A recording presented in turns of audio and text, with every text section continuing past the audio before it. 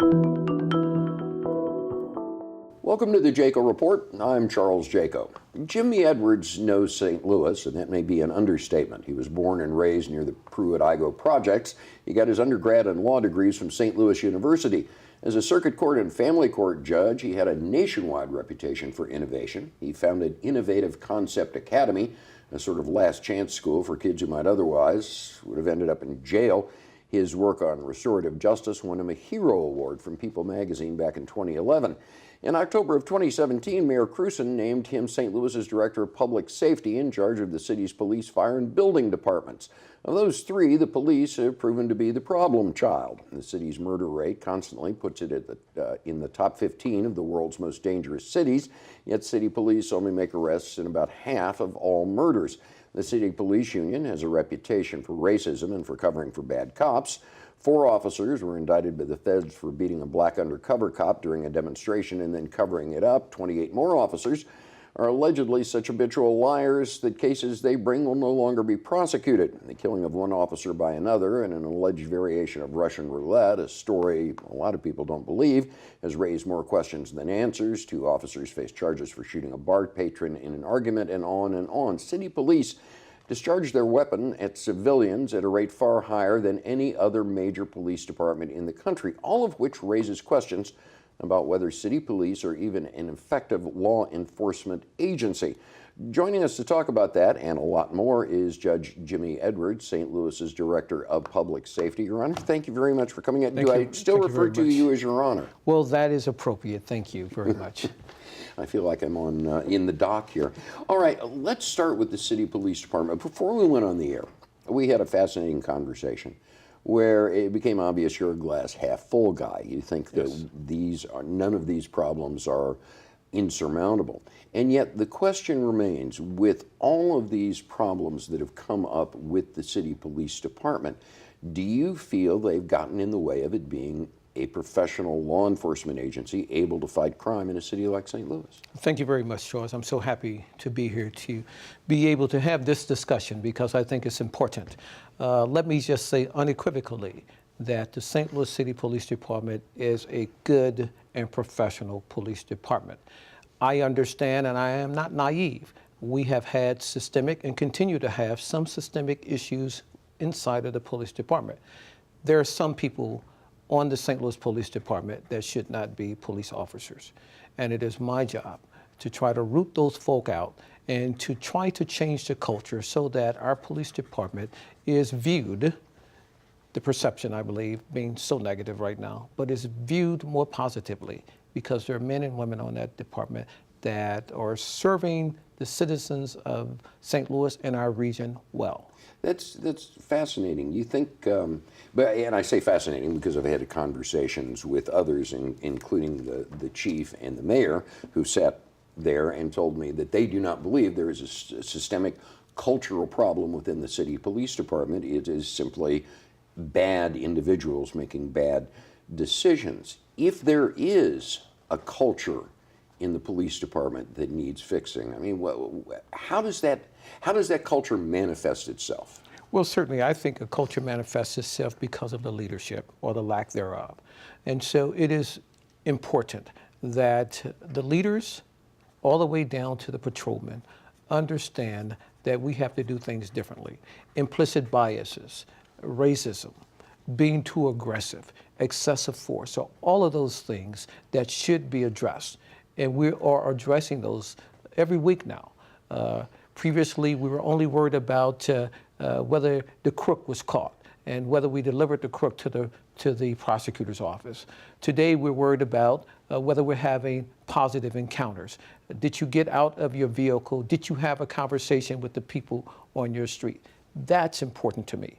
The fact that you can shoot a perfect score of 300 at the range, or the fact that you run faster than your fellow officer, those things I expect. I expect you to be able to shoot. I expect you to be able to go out and to do your job.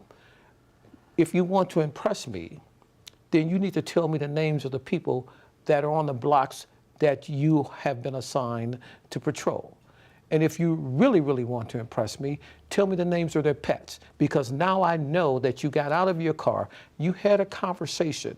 All of the encounters previously, or most of them, I should say, were all encounters because they were reacting to a citizen calling because they had been hurt or they needed a police to do something specific. What I want our officers to do is to develop relationships. Now, one of the things we had mentioned is the officers who are on the so-called exclusion list, known as a Brady list in other parts of the country, not being able to testify because they were not exactly truthful in some iteration in their past.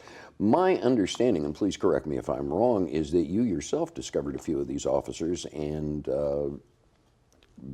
basically turned them in.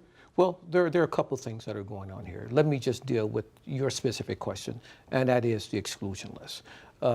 The exclusion list now is being dealt with by way of a memorandum of understanding between the Circuit Attorney, Kim Gardner, my Police Chief, John Hayden, and myself. So ultimately, I will make the decision with respect to the credibility of officers, whether an officer perjured himself or did not cooperate.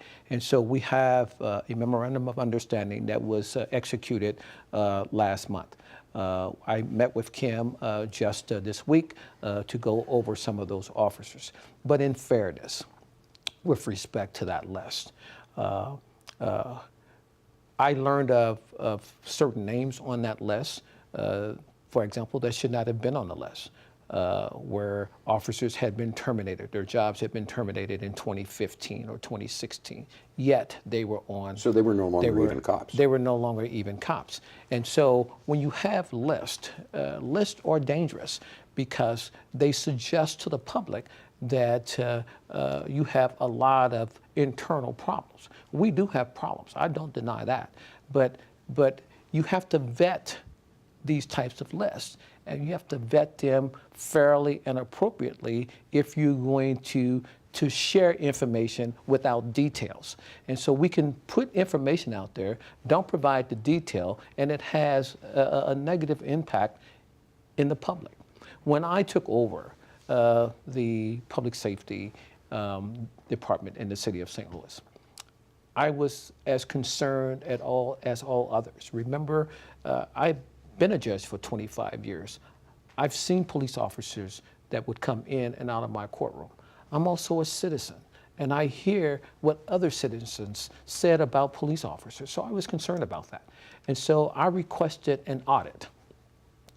I requested an audit in December of 17 for a new professional standards commander to take a second look at all of those IED files over a 4-year period. We went back at that time to 2014. So you went through the internal affairs files for 4 years? For 4 years, the internal affairs file. And as a result of that, you've seen a number of officers arrested that have been transferred over to the circuit attorney for consideration. You've seen officers that have been arrested and indicted at the federal court level. Well, a lot of that was a result of the fact that we are now taking a different look. We're looking and have expectations that our officers are being lawful, that they're being ethical, and that bad behavior is a concern of the St. Louis Police Department. So if I understand this correctly, you guys dug into these internal affairs files, found some stuff that had either not previously been brought to light or had not been dealt with properly, and turned the offenders over to prosecutors. Yes, absolutely.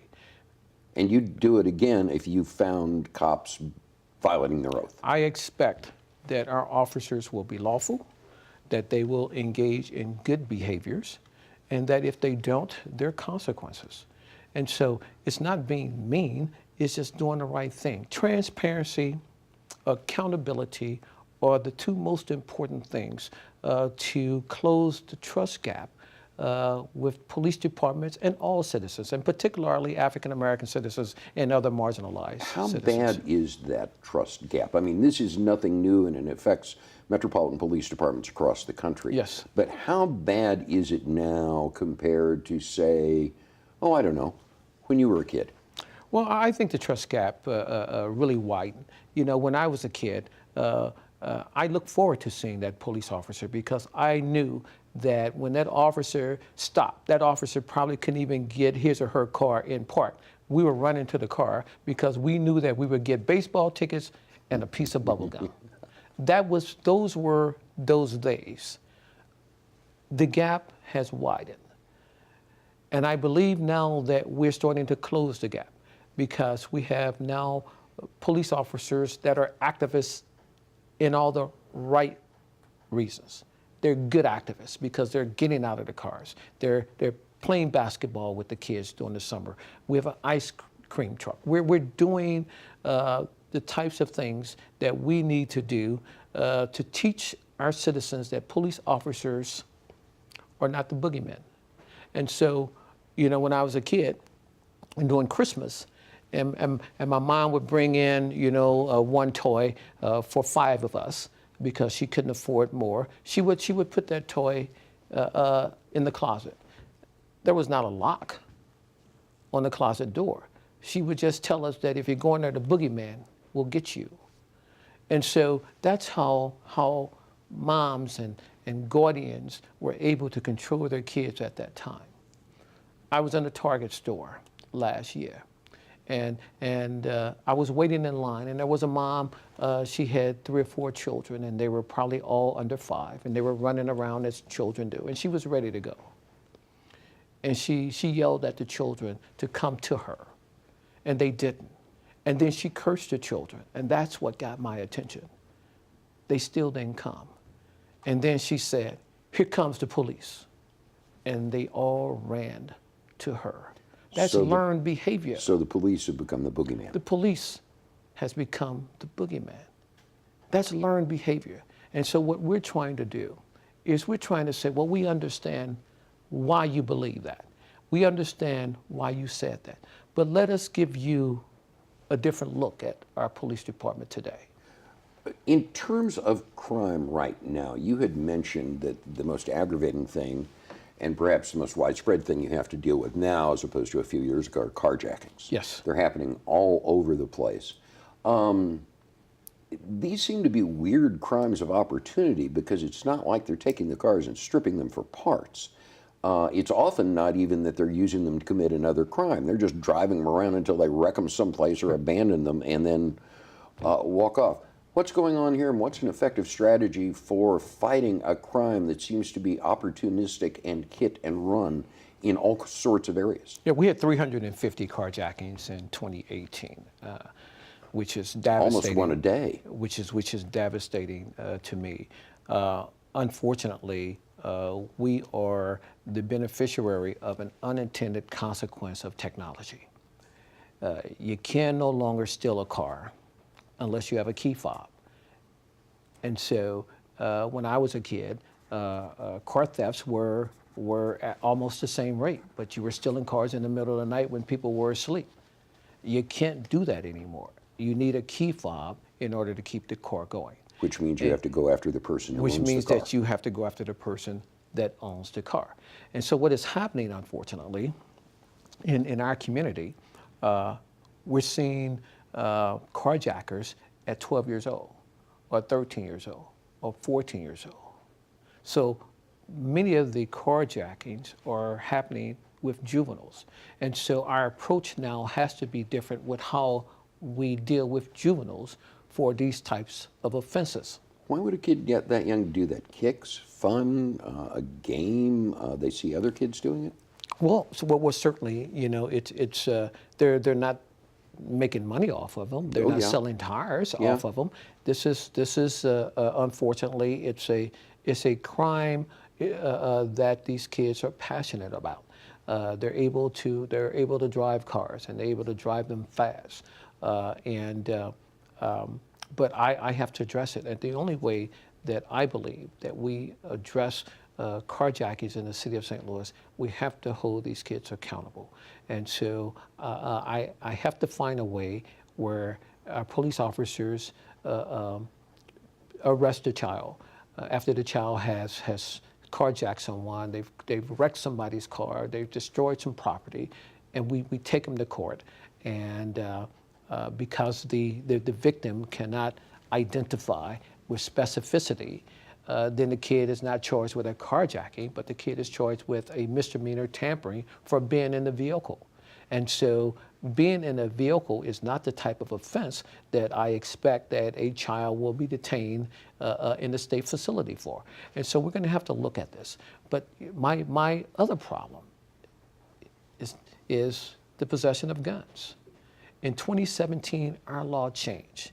At that time, we were one of 12 states that had a permitless gun carry law on its books.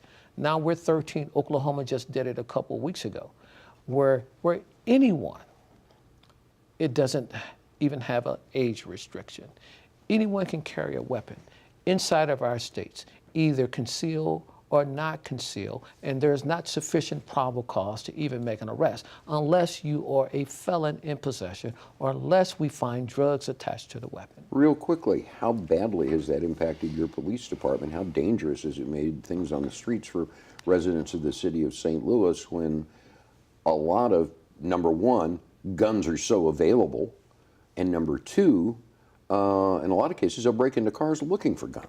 Well, I'm not an alarmist about guns. I understand the Second Amendment. I agree with the Second Amendment. I also agree with one of the most conservative justices ever, Scalia, who even said that there should be some restrictions on the Second Amendment.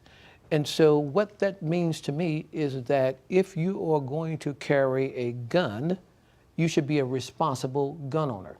You can't come into our city, bring your weapon, can't take your weapon into the Ball Stadium or the Fox Theater or any of the other event spaces in our city, leave your gun in your vehicle, that gun is stolen, and you never ever report it. What do you think the effect's going to be if the Missouri legislature passes a proposal that's in front of it now, which would be carry anywhere? You could carry in churches, daycares, the zoo, the Fox Theater, the ballpark, anywhere that you would not be, no one could prevent you from doing it. What do you think the effect of something like that I would be? testified against that bill up in Jefferson City, and we have carjackings now. And my statement to them, we'll have gunjackings. Because if there are 6 or 7 guns trained on you, there's no way that you're going to pour your gun and you're going to win. And so it's in all of our best interest. If we can get these guns off our streets, if we can have more responsible gun owners, I think our city will be much, much safer. A final question, Your Honor. You had mentioned earlier that the city police department is about 140 officers short. Yes. And this is not a matter of funding. You just can't find the recruits. Yeah. What are some of the things you guys are doing to try to convince people that being a cop in the city of St. Louis is a good career choice? Yeah. And what are you being forced to do because of that shortage? We have legal constraints, which of course, one is residency. We have perception restraints. It's just really not a good profession to be in at this time. And so I think we're going to have to recruit differently. The St. Louis Police Foundation is hiring a recruiter for the St. Louis City Police Department to help recruit the right officer into our city. Now, I can go and I can get 200 officers to sign up for the city of St. Louis right now. But they have to be the right officers. They have to be officers that reflect our community, that are culturally competent. So I can go in outstate Missouri, or I can go outside of the state of Missouri and bring officers in here. But that would do us no good. And so what I'm looking to do is I'm looking to change perhaps our focus. Our focus has always been on young officers. 20-and-a-half-year-olds, have them ready by 21, and so that they can join our police department. And so the question that I have asked our recruiters and our potential recruiters, why haven't we looked in the churches? Why haven't we looked for the 35-year-old, the 40-year-old, or even the 50-year-old who's interested in making a career change? If you want to be a law enforcement officer and you love our city, and you understand our city, and how to treat people in our city respectfully, then I want you to consider the St. Louis Police Department. Judge Jimmie Edwards, Your Honor, thank you very much for coming in. We Thank you appreciate very it. much.